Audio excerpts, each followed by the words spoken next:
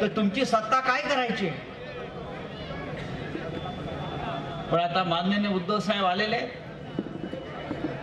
आपला सगळ्यांचा उत्साह पाहिल्यावरती असं मला खात्रीने मी सांगू शकतो, या महाराष्ट्रामध्ये जे परिवर्तन घडवायला उद्धव ठाकरे यांच्या नेतृत्वाखाली आपण सगळे सज्ज झालेलो आहोत. त्याच्यामध्ये कोपरगाव सुद्धा आघाडीवर असेल. कोपरगाव अत्यंत, जरी त्यांना गढूळ पाणी मिळत असलं तरी त्यांची बुद्धी फार शाबूत आहे. हा समोरचा बोर्ड वाचा, ज्यांना डोकं नाही अशा बिंडोक माणसाचं करायचं काय? ज्यांना डोकं नाही अशा बिंडोक माणसाने भारतीय जनता पक्षात जायचं, आणि ज्यांना डोकं आहे, ज्यांना बुद्धी आहे, ज्यांना हृदय आहे, ते शिवसेनेबरोबर राहतील. आणि ते राहिलेले आहे. आपण उद्धवजींचं भाषण इथे ऐकायला आलेलो आहोत. महाराष्ट्रामध्ये चित्र दिवसेंदिवस अत्यंत खराब होत चालले. चोर, लफंगे, दरोडेखोर यांचं राज्य या महाराष्ट्रावर चालू आहे. हे राज्य आपल्याला उलथवून टाकायचं आहे.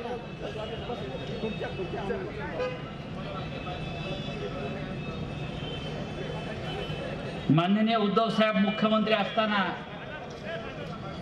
त्यांनी कोपरगाव शहरासाठी, पाणी साठवण तलावासाठी मुख्यमंत्री असताना 121 कोटी रुपये निधी दिला आणि ते काम अंतिम टप्प्यात आहे. आणि आता एक काम पूर्ण करून कोपरगावला पूर्ण पाणी देण्यासाठी आपल्याला परत उद्धव साहेबांना मुख्यमंत्री करायचं आहे. निळवंडी धरणासाठी 1500 कोटी रुपये साहेबांनी दिले. MIDC मंजुरी दिली. पण या सगळ्या लफंग्यांनी 2.5 वर्ष उत्तम प्रकारे चाललेलं राज्य चोरांच्या हातात दिलं आणि सगळी कामं थांबली. आपल्याला परत हा बदल घडवायचा आहे. संपूर्ण महाराष्ट्रामध्ये आणि संपूर्ण देशामध्ये हा बदल घडताना दिसतोय.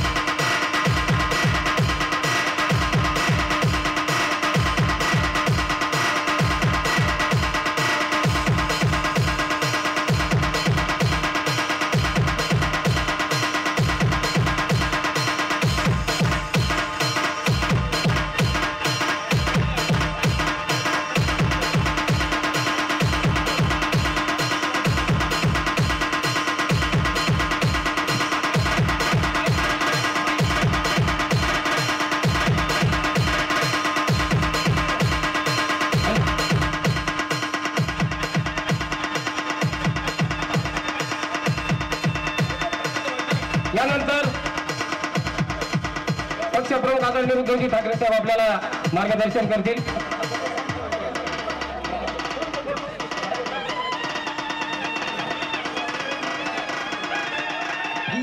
आशिष SK.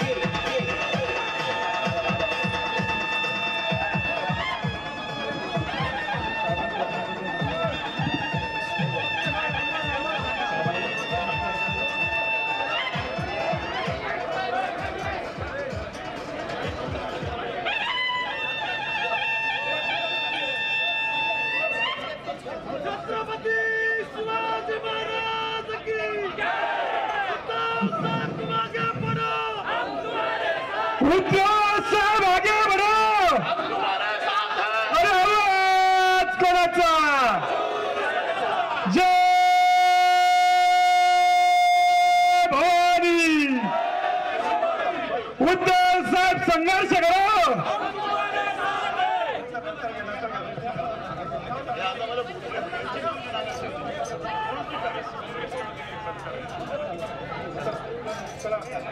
राष्ट्रवादी काँग्रेस पार्टीच्या वतीनं, वंचित बहुजन आघाडीच्या वतीनं, मुस्लिम समाजाच्या वतीनं, काँग्रेसच्या वतीने या ठिकाणी आदरणीय उद्धवजी ठाकरे साहेबांचं स्वागत झाले. हिंदुत्वाचा बुलंद आवाज, अखंड महाराष्ट्राचे भाग्यविधाता, महाराष्ट्रातील तमाम शेतकऱ्यांचे, गोरगरिबांचे, कष्टकऱ्यांचे कैवारी, मराठी मनाचे हृदयस्थान, आम्हा शिवसैनिकांचे दैवत, महाराष्ट्रातल्या करोडो जनतेच्या मनातील मुख्यमंत्री, शिवसेना पक्षप्रमुख सन्माननीय उद्धव साहेब ठाकरे यांचा. अरे आवाज कोणाचा?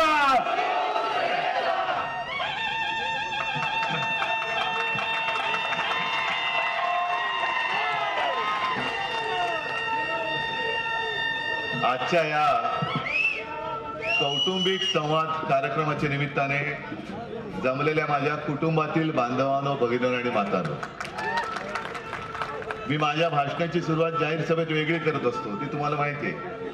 जमलेल्या माझ्या तमाम हिंदू बांधवांनो, भगिनींनो आणि मातांनो, पण हा कुटुंब संवाद आपला मेळावा आहे. मेळावा म्हणण्यापेक्षा कुटुंबाची भेट म्हटल्यानंतर मेळावा होतोय. काय बोलावा हा प्रश्न आहे, कारण तुमच्या स्वागताने मी भारावून गेलेलो आहे. इकडे टोप्या घालून सगळे बसलेत. मी उद्धव साहेबांसोबत. भारतीय जनता पक्षाला हेच कळत नाही की अजूनही त्यांना एवढे प्रयत्न करून सुद्धा उद्धव ठाकरे याला संपवता येत नाही. सगळ्या बाजूने घेरलं, अगदी खासदाराला फोडलं, पण त्या खासदाराला माहित नाही की तो स्वतः गद्दार झाला तरी ज्याने निवडून दिलं ते निष्ठावंत माझ्यासोबत राहिलेले आहेत.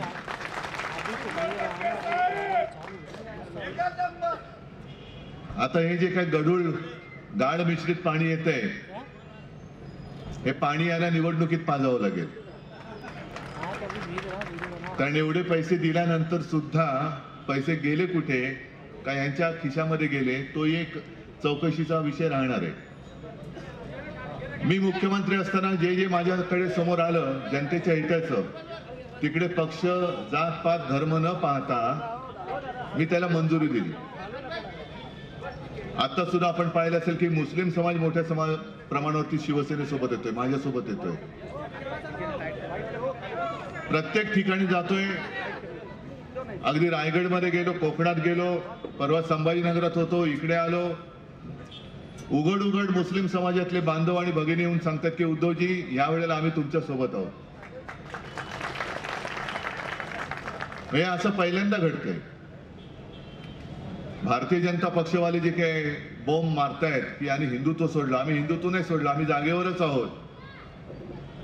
उलट आता आमचं हिंदुत्व इतर धर्मियांना सुद्धा कळायला लागले की यांचं हिंदुत्व हे आग लावणारं हिंदुत्व नाहीये, हे सगळ्यांना सोबत घेऊन देश रक्षण करणारं हे हिंदुत्व आहे. म्हणून ते माझ्यासोबत येत आहेत. एक एक बातम्या ज्या रोज वाचतोय फार भयानक आहेत. आज सुद्धा मी सकाळी पेपर चाळत होतो. आता जेमतेम फेब्रुवारी महिना अर्धा झालाय आणि या अर्धा फेब्रुवारी महिना उलटल्यानंतर दुष्काळाच्या झळा लागायला लागलेल्या आहेत. पलीकडच्या सोलापूर जिल्ह्यात आजच टँकरनी पाणी पुरवठा केला जातोय. असं महाराष्ट्रभर बऱ्याच ठिकाणी, मराठवाडा आहे, विदर्भ आहे, इकडे सुद्धा असेल, टँकरने पाणी पुरवठा होतोय. पण त्याच्या ज्या काही किमती आल्या आहेत, म्हणजे एक टँकरवारी करायची असेल तर त्याला 4,500 रुपये मिळतात आणि शेतकऱ्याला रोजचे फक्त 600 रुपये मिळतात. कोणत्या दिशेने हा कारभार चाललेला आहे? इथे सुद्धा काही शेतकरी आले असतील, आलेत नाही, आले असतील, खरे असतील तर हो सांगा, उगाच हो बोलायचं म्हणून हो नका सांगू. त्या शेतकऱ्यांना जर विचारलं तुम्हाला पीक विम्याचे पैसे मिळालेत का, तुम्हाला जे मध्ये काही आपत्ती आली त्या आपत्तीचे पैसे मिळालेत का, संकट काळामध्ये जे महाविकास आघाडीचं सरकार तुम्हाला मदत करत होतं, केंद्राचे निकष बाजूला ठेवून त्याहून अधिक मदत ही आपत्तीग्रस्तांना देत होतो. मला आठवतंय गेल्या वर्षी दिवाळीच्या आसपास मी शिर्डी मतदारसंघात आलो होतो. जास्त काही फिरलो नव्हतो, पण विमानतळाच्या बाजूबाजूच्या गावात गेलो होतो. पावसाचा पत्ता नव्हता, पिकं करपून गेली होती. मी नेमकं ज्या दिवशी गेलो त्या दिवशी पाऊस पडत होता आणि सगळे गावकरी जे गोळा होत होते, शेतकरी गोळा होत होते, ते त्यावेळेच मला सांगत होते की निळवंडे धरणाचं पाणी जर वेळेत सोडलं असतं तर आमची पिकं करपली नसती. मग मी चौकशी केली, का अडवले पाणी, पूर्ण झाले धरण. नाही, प्रधानमंत्र्यांची वेळ मिळत नव्हती. आता प्रधानमंत्री दौरे करणार, महाराष्ट्रामध्ये येत आहेत. अगदी हे सुद्धा जर आपण तळ्यासाठी जे काय पाणी साठवण्यासाठी पैसे दिलेत ते काम आता पूर्ण होत आले असं मी ऐकलं. होत आले ना, आता पूर्ण होऊ द्या, प्रधानमंत्री येतील बघा, प्रधानमंत्री येतील त्याचं उद्घाटन करायला. भाई और बहिणो, गाळ मिश्रित पाण्यातला गाळ सगळा मी घेतलेला आहे भाजपामध्ये आणि उद्धव ठाकरेंनी जे पैसे दिले होते ज्या तलावाचं काम पूर्ण करून ते पाणी मी तुम्हाला द्यायला आलेलं आहे. या श्रेय जरूर घ्या. मी मध्ये ऐकलं की मुंबईमध्ये सुद्धा जे आपलं स्वप्न आहे होतं आणि जे मुंबई महापालिका तिच्या पैशाने पूर्ण करते, वरळी ते मरीन ड्राईव्ह पर्यंत कोस्टल रोड अजून तसं पूर्ण तो झालेला नाहीये, अर्धा भाग पूर्ण झालाय, पण त्याचं उद्घाटन करायला, लोकार्पण करायला स्वतः प्रधानमंत्री येणार आहेत. म्हटलं हरकत नाही, चांगली गोष्ट आहे. ते जे काही डंका पिटतात मोदी गॅरंटी, त्यांना उद्धव गॅरंटीचं लोकार्पण करण्याची वेळ येते. हे केवढं मोठं भाग्य आहे की उद्धव ठाकरे जे बोलतो ते करून दाखवतो, याला आता पंतप्रधान साक्ष असतील.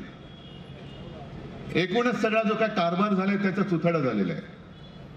इथला सुद्धा जो काही गद्दार, ज्यांनी गद्दारी केली, खरं म्हणजे गेल्या वेळेलाच ते निवडून येणं कठीण होतं, कारण तुमच्या मनात ते नव्हते, बरोबर ना. तरी शिवसेनेने दिला म्हणून तुम्हाला जोर जबरदस्तीने का होईना पण काम करून निवडून द्यावं लागलं होतं. पण आता ते स्वतःहूनच गेलेले आहेत. आता त्यांना पुन्हा भारतीय जनता पक्षाने तिकीट देऊनच दाखवावं. माझी तर माहिती आहे की या गद्दाराला पुन्हा तिकीटच मिळणार नाही, उमेदवारीच मिळणार नाहीये. अरे मग इकडे होते ना माझे सगळे कार्यकर्ते, सोन्यासारखे कार्यकर्ते होते.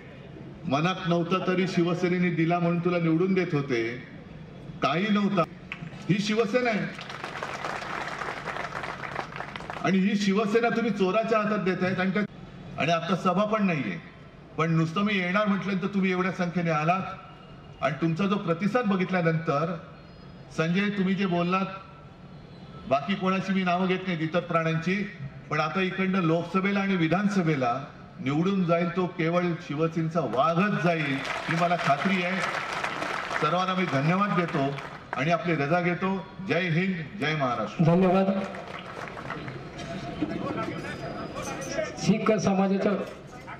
शीख समाजाच्या वतीने महाराजांचं गाडीजवळ स्वागत करण्यात येत आहे. त्याचबरोबर संत ज्ञानेश्वर संस्थेच्या वतीने, शिक्षण संस्थेच्या वतीने महाराजांचं स्वागत होईल.